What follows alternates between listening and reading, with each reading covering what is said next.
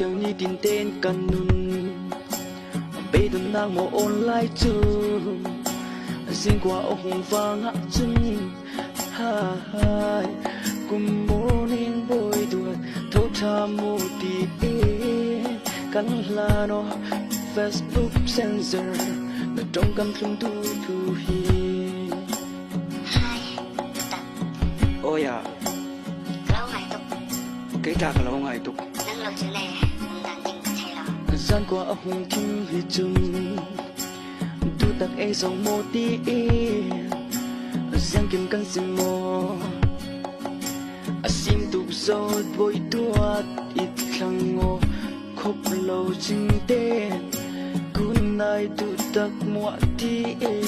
online tu ok anh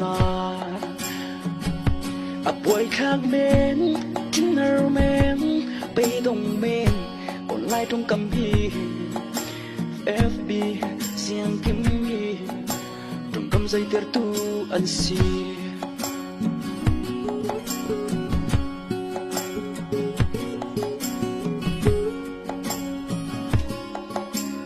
cha lệ online hi na cha cầm hu hi chun siang vuông a cặp bôi trâu nang khơi còn lâu tông bi lệ la la la la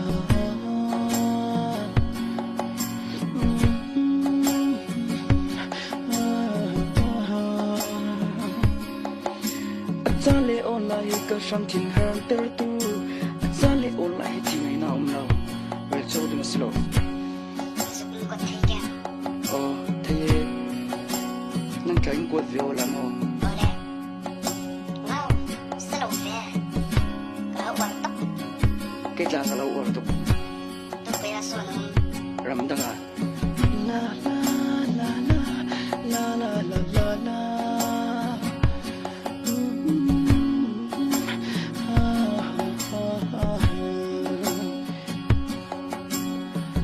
online trong cấm đủ thứ online trong cấm đủ thứ online trong cấm lo hi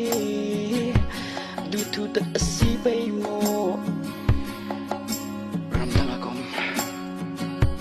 sẽ lâu về thì lâu bao nhiêu rồi tiếng hiểu hay gì vậy sao online trong cấm hi chưa online trong cấm